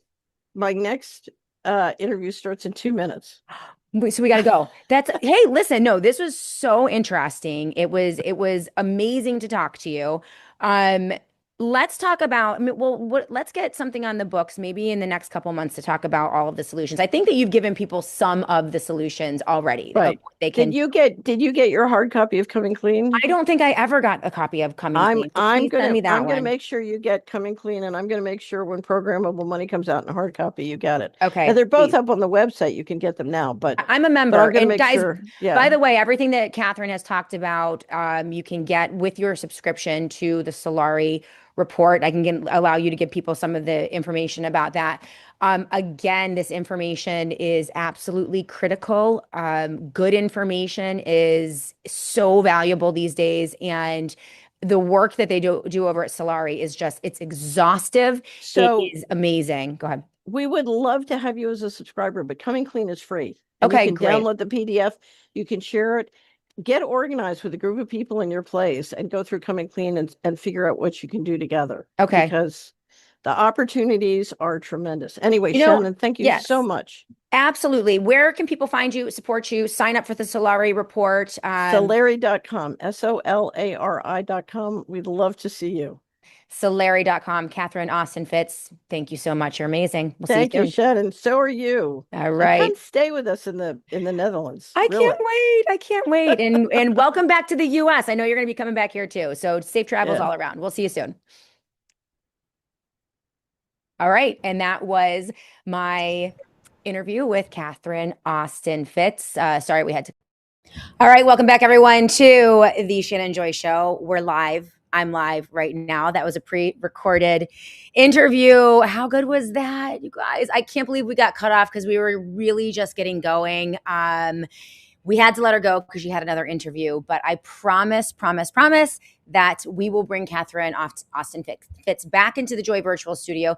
I do believe this is my fourth interview with her, honestly, I think it's one of the best ones, not because of me, just because of her clarity of thinking. As I mentioned in the intro of today's show, her understanding, her grasp on the complexity of the World War III that we are mired in today, which I believe in earnest started the deployment against we the people, humanity, the little guy, I think started in March of 2020. We're halfway through this. Tragically, here in the United States of America, we have reelected the villain who deployed this in the first place, Donald Trump, and now he is going to finish us off, in my opinion. And so, it's just it's high level thinking, right? It is you need to emancipate from the two-party political system. You need to relearn history in a certain capacity. You also have to have a firm grounding. You have to have a firm faith, firm belief on what is real. You have to know what is real, what is fake, because everything that's being thrown at us, the majority of the news cycle, is paid for propaganda. So the key for the American people who are going to survive this is going to be finding relationships of trust within your own community, human bonds, human contacts, human organizations, building up an infrastructure locally so that you can survive whatever they're going to throw at you and resist the things that we need to resist. And then also, find the information that is necessary. It's crazy though. Guitar Lily, all caps, she is the greatest. Mark the Regan with all caps. I really wanted to ask Catherine the specifics about the yen carry trade. We've talked about that here on the SJ show. Did we get into it with Peter Schiff? I think we did, Mark the Regan. You might want to go back to my interview with Peter Schiff. Absolutely. What's up, 3257? Trust in God, faith in God, faith in our natural creator, the creator of this universe. That is the first step. I mentioned repenting. We have played a role in all of this. And the idea that we're perpetual victims, that there's nothing that we can do, this is all being done to us, that we have no agency. We have no way to resist or to exercise our sovereignty, our freedom, and protect our soul. That's a falsehood. That's a lie. That's propaganda.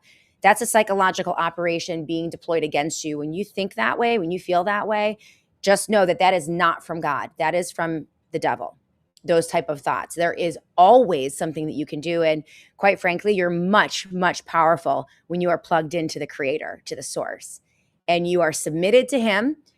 Then you don't have to worry about anything. You don't have to fear. You don't have to be afraid of anything. He knows when you were born. He knows when you're going to die. He knows the number of hairs on your head. He loves you. And so your only mission is to be obedient in this life and to do whatever it is that he tells you to do in your own corner of the world, according to your own unique talents and abilities. That was the most liberating understanding that I ever came to. And I didn't come to it until about 8 or 9 years ago, where I just let the whole thing go. What I realized, doing this job, as you guys know, is I have to face the news headlines every single day. And I hate them. I hate them. So many people that I know put their head in the sand. They turn off the news. I love that. They should, right? The nature of my job is I have to be front facing to it every single day. And when I finally let go of the idea that I could change anything myself, that it would be me that would build this or do that or achieve that, and just gave it all to him and said, this is your problem. All you did was give me a microphone. I'm just going to say what you want me to say. All of the other things, that's your problem, God. You take care of it. It was amazing. I sleep like a baby. I don't worry. I'm not afraid of anything. And it's a wonderful way to live. And I know that many watching today might not be faithful. You might not share my Christian faith in Christ and in our Creator. But it doesn't hurt to explore it. Doesn't hurt to consider it, especially, with the conditions that we are facing moving forward. And so one of my recommendations, life-changing for me, chronological reading of the Bible. The Bible is a tough read. I started with the Tyndale's Children's Bible. It was published, I think the last year it was published was 1974. It's not published anymore, but you can get it on eBay used. They always have a bunch of them. And it is an understandable, beautiful translation of the real thing, the King James version of the Bible, but it is in a children's format. It's just wonderful. I mean, that was and then I went on from the Tyndale's Bible, the children's Bible, to King James version. I've read NIV, I've read English Standard Version, and I'm probably going to do the Geneva Bible next. But I've read through 3 or 4 times chronologically from Genesis to the book of Revelation. That gives you it gives you a linear understanding of the scripture, which mimics everything we see in the world today. There's not one new story, one new agenda. There's nothing new today that didn't exist 4,000 or 5,000 years ago, written down in the Bible. And so it is a key that unlocks an understanding of the world. Whether or not you believe in God or Jesus, it is an amazing way to understand everything that we're dealing with today and understanding the cyclical nature of the world, right? And the things that happen. So that's just my side. That's my recommendation to get started, is find Jesus. And then we'll start doing other things as well. So I wanted to say, Braveheart88, great to see you on the live chat. So many live chatters that are new to the Rumble chat today. Great to see you guys. Silver Jewel, thank you for being with us today. Well, Silver Jewel actually doesn't like me very much. I never watched this girl, Shannon. I can't stand how she loves to hear herself talk so much to say nothing. I don't know. I'm just processing. Sorry, Silver Jewel, you don't have to watch, but I do have the best guests in the world, and they're amazing. Catherine Austin Fitz, one of my favorite. Guitar Lily. But Shannon, you have changed things directly. The COVID BS in Rochester, Guitar Lily, like that's why we do this. We do want to impact for change. I just don't rest that on my shoulders. I give that all to God, and it just alleviates all of my stress. LT Oracle of Truth, Naomi Wolf goes by the Geneva Bible. Well, I've heard rumors about translations and manipulations in some of the newer versions of the Bibles that are published today. So I think it's always a good idea to read lots of versions of the word, and you'll glean something new every time. RJ Westax, great to see you on the live chat. So glad that you are here.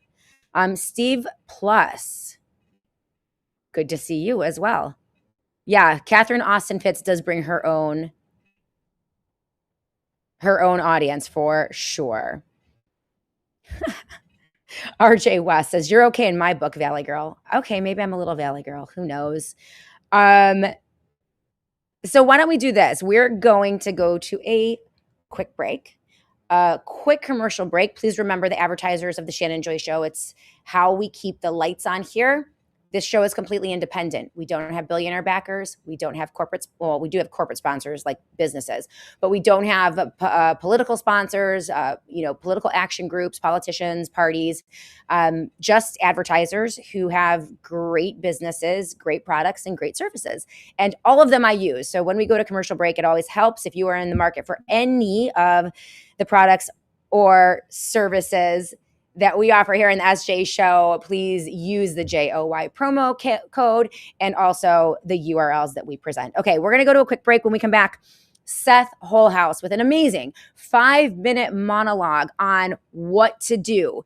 Catherine Austin Fitz today laid out the big picture. We are at war. We are in the middle of a war. We are mired in war, but it's not nation versus nation or faction versus faction, sovereign versus sovereign. It is the ruling class, global elite against humanity, we the people.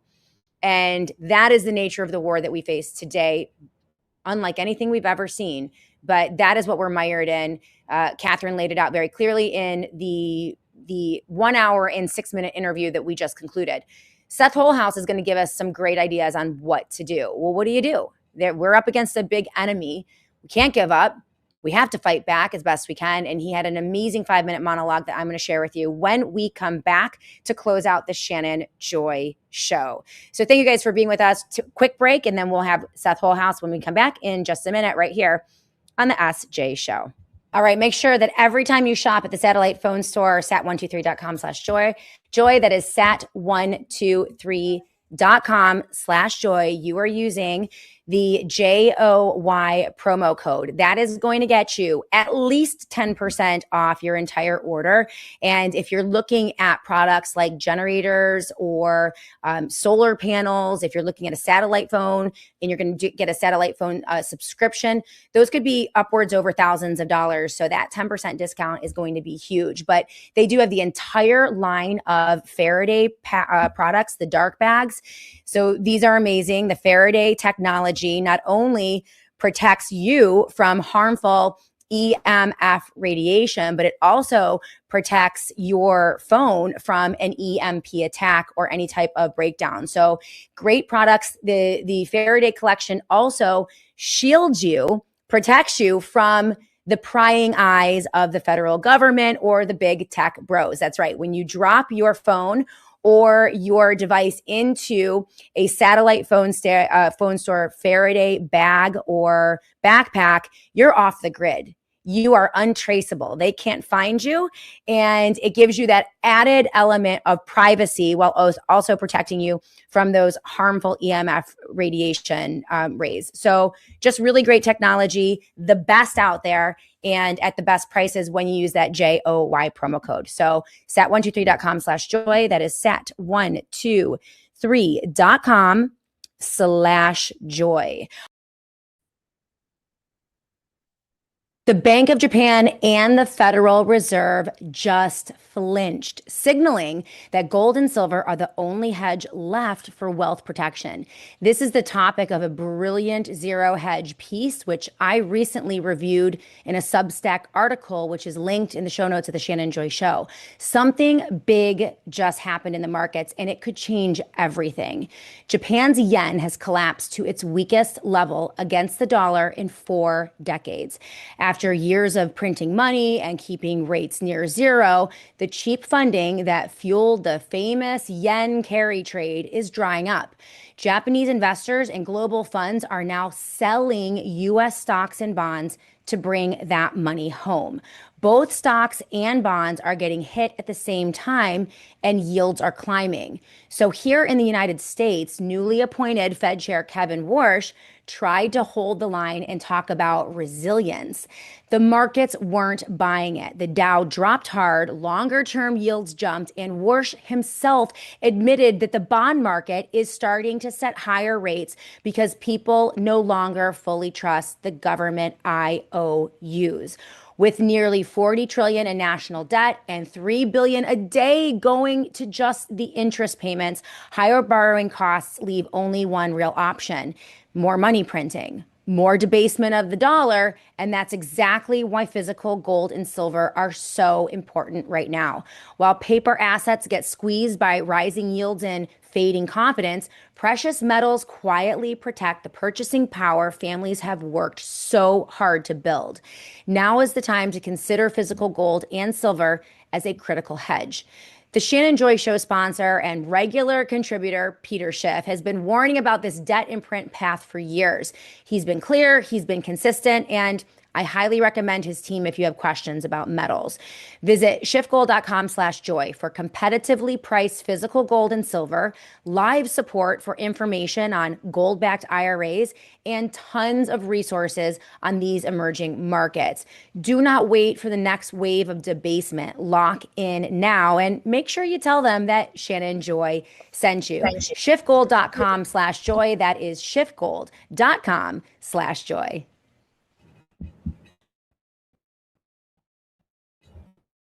Welcome back, everyone, to the Shannon Joy Show. And I mean it. Make sure that you tell Peter that I sent you. He's a very demanding boss. He wants results. As you guys know, Peter Schiff is on the SJ Show every month. We feature him, some of the most important financial advice, news, information. Peter Schiff, man, he took it from the Bitcoin people for so long, standing up against them, maintaining consistently his positions, which are now they're coming true. Gold and silver, by the way, rallying again. I think that this holding pattern that we've seen for the past the past 5 or 6 months is about to explode. So if you guys have not considered gold or silver as a hedge, please do so. And as you know, I've been using Peter and all of his work for over 10 years. So he's been critical in my understanding of markets. And I actually reached out to him. The Shannon Joy Show is the only show that he sponsors. We have a great relationship, and I trust them to take care of all of you. And they have so many options for people. The tokenized gold, if you don't have like a big, cash of money to spend on gold and silver, you can do a little bit of it at a time with the tokenized gold, which is actual, buying of physical gold and silver. They just keep custody of it. The IRA, of course, if you want to try to move a little bit of your retirement into a gold-backed IRA, they have that as well. And then, of course, they have physical gold and silver. It's like going to Amazon. You have a shopping cart. You go in, you pick your coins, you get your price. They always have some of the lowest spot prices out there. And it's just a very elegant system. It's a great way to learn about gold and silver, to buy gold and silver, to invest with gold and silver, and all of the things. So, of course, shiftgold.com/joy. Cotton 33, the Dog King story was so interesting. So interesting. The king gave the people an option: be a slave as king or his dog. Yeah, it's crazy. Green Tea 369 for local activism. This lady is awesome. Jessie Ross. Okay, I'll definitely take her or check her out. Green Tea 369. Appreciate you. Big show today, guys. We have almost 2,500 live viewers today, and that's amazing. The show is growing. Thank you, Jesus. RJ Westex, silver might be the bigger and best growth bet. Do your research for sure. Yep, I am buying another round of gold and silver. I have done so for many, many years, and I just think that's where it's going. Catherine is very bullish on gold and silver. I've talked with Catherine. At least the last time I talked to her, I think that over at Solari, they have a gold guide that's at the Solari report, and a lot of information on what's going on in the gold and silver market. So it's another great reason to subscribe to Solari report. Healthy Living 7. Oh, interesting. Hi, Shannon. A new book came out today, Beyond Darwin by Bruce Lipton. Is there any chance of maybe getting him on the show? I love your ideas. I love your recommendations. Healthy Living. I will look up Bruce Lipton. So who do I have? Jessie Ross, Bruce Lipton. See what a host I am? I take your orders. It's like you drive through the fast food window. You're like, Shannon, can you interview this person? Can you interview that person? I'm like, let's go. Let's go. I learn from all of you. Some of my best guests on this show have been recommendations from the most brilliant, amazing, supportive, interesting, informative live chats in all of the live chats. And that is the SJ live chat right here on Rumble. You guys are the best. Hell's Bay. I think Soros trained Besant, may be engaged in currency warfare to get treasuries, BOJ and others, holds liquidated below face value. Well, remember, Scott Bessent, Trump's pick for Secretary of the Treasury, was the guy that helped George Soros collapse the British pound in the 1990s. Like, not some guy, the guy. There was George Soros and his right-hand man, and that would be Scott Bessent. Interesting that Donald Trump brings in Scott Bessent to wage a little war on the currency. Maybe we could be seeing more of the same here in the U.S. That is yet to be seen. Very interesting. Very interesting. Honor Seeker, great to see you. Oh, stop it, Shannon. You're making a splash. Steve, you guys are the best. Seriously, I just like lay it on thick. No, you guys are great. You guys are great. I have so much fun with the live chat.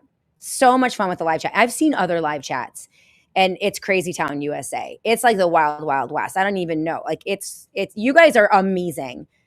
And I think I don't know why I attract so many unbelievably wonderful people as viewers and listeners of the show. Listen, I've been doing this for 13 years, and my audience is very carefully curated. because I always take the positions that are never politically correct or politically acceptable. I reject the left and the right, so they all hate me. So I've just been attracting this wonderful, wonderfully curated audience that has been building over 13 years, and you guys are just the best. You are just the best. RJ, Howard Lutnick is the biggest crook in the administration. He's the worst, the worst. According to Fidgety Guy on the live chat, the most accurate English translations of the Holy Bible are the ESV. I love the English Standard Versions. That's one of my favorites, I will tell you. I really like the ESV. And the NIV 1984. Ooh, he says the King James Version is corrupt. King James Version added Lucifer, to page 666. What? The Pilgrims called it the Wicked Bible. I never knew that, Fidgety Guy. And then King James was the guy that started Freemasonry. Secret societies. Never get involved in a secret society. That's been one of my rules. I don't like secret societies. Nope. No secret deals, no secret meetings, no secret societies. I've told people in the past, anyone who's ever wanted to start something like that or engage in something, I'm like, if you have something to say to me, like, come on my show and talk about it. I don't need to be doing the secret stuff. What is funny is to watch Shannon speak and then stop the video and catch her in all sorts of funny facial expressions. Okay, that's not nice, honor seeker. All right. Well, we got to end the show. An hour and 50 minutes. I gave you guys a little extra today. Normally it's 90 minutes, but we will not have a show on Thursday. We will not have a show on Friday this week unless I can find something to run. I might do something for Rumble Premium members. We will have a show tomorrow. I'm going to feature a very, very interesting and compelling sermon that I think you should all see, entitled Render Unto Caesar. So I'm going to present that tomorrow to you for the live show, and do not miss it. This is the biblical justification through scripture of civil disobedience, peaceful noncompliance, refusal to comply with unjust laws, and what God calls us to do when we are living in the midst of a insanely corrupt governmental structure. God does not call us to submit to that type of evil. It's nuanced.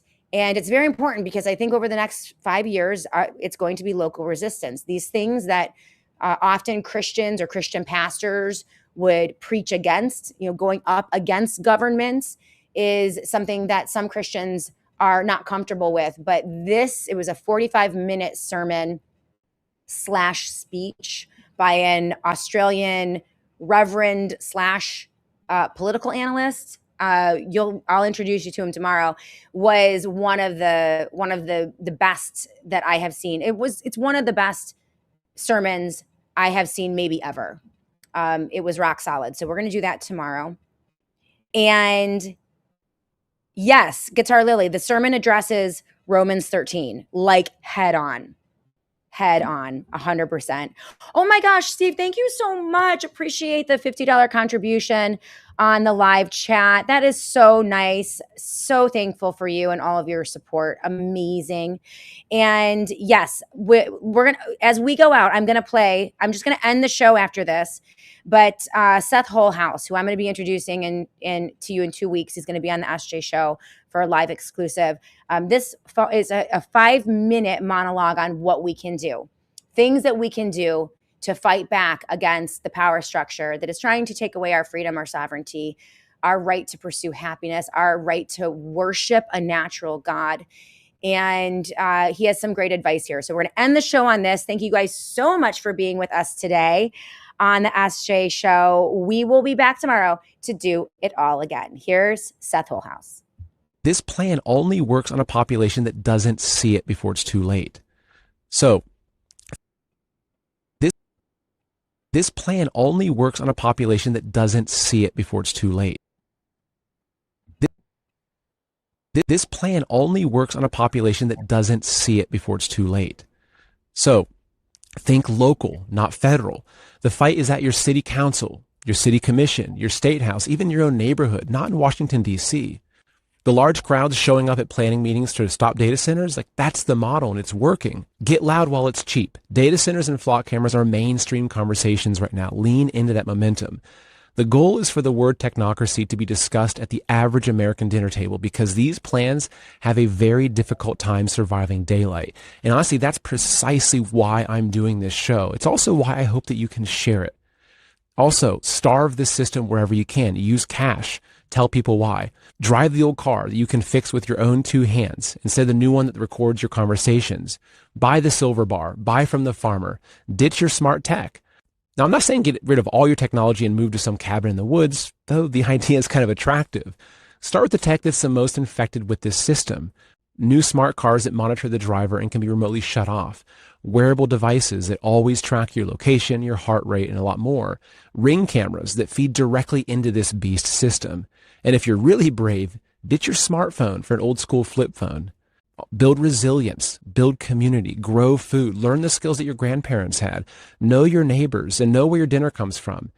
Now, if you're smack dab in the middle of a big city with 600 cameras all around you, your options are more thin. If you're out in a rural area or some far suburb with a real local community around you, every one of those relationships is a layer of protection this system can't easily penetrate. But if you're in that big city, make some friends in the country, honestly. And map out a quick way to get out of the city if you need to. And here's another key. Refuse the black pill. The technocrats want you to believe that this is all inevitable, but it isn't. Their AI investments are losing money. Younger generations, which are historically the first adopters of any new technology, are actively resisting this one. They hate AI, and they even sabotage it in their workplaces. And one last thing. This is the rare issue that can genuinely unite our divided country. Walk up to your average person with blue hair and an Antifa shirt on and ask if they're worried about Peter Thiel and government surveillance. They'll probably buy you a coffee. The libertarians are already in. The left is coming around on a lot of this stuff. The right's coming around on the truth about these billionaires that they trusted. Nobody anywhere on the spectrum voted for a monarch. We didn't sign a consent form for any of this. Resist however you can. Resist the system and don't let it consume you. Now, there's one last thing. It's personal. So everything that you just read is exactly why I'm building the Ark. For those of you who don't know what it is, the Ark is a private online community. I wanted to create something extremely private, a place where people could unite around these beliefs and genuinely support each other outside the reach of the algorithms and data brokers. But my honest biggest goal is this: to use an online platform to build the strongest local networks of freedom-loving people possible as quickly as possible. Because I believe that there may come a time, and I hope it's many years away, when we completely lose our privacy and lose the ability to find each other through the internet at all. So if the Ark is ever taken down, and we're doing everything possible to prevent that from happening, I want the networks and the communities that it helped build around the world to be so strong that they withstand it and go on to build even stronger local communities without us. And these communities are not about fighting or resisting. They're about preserving. Because when communities splinter, critical things are lost: shared culture, relationships, dependability. So we see it as our mission to build an Ark that can carry the best of human culture into the future, no matter how intense the storms get. Integrity, self-reliance, freedom, virtue, faith, the appreciation of beauty. And you can't forget knowledge, the knowledge of how to live off your land, how to preserve food, how to build strong local networks, how to protect yourself and your family. The more people in these communities that have this kind of knowledge, the stronger they're going to be. So that's why the Ark also has an online academy for preparedness, survival guides for every disaster imaginable, and live Q&As and roundtables with leading experts from health to permaculture. It has food and gardening tools. It has a planting almanac calendar, local foraging guides, water and food storage calculators, and a whole lot more. So the Ark is launching very soon, and nearly 15,000 people are already on that wait list. Now, the list is still open, so if you want to join that wait list, just go to buildtheark.com and be among the builders, the core members who are at the very beginning.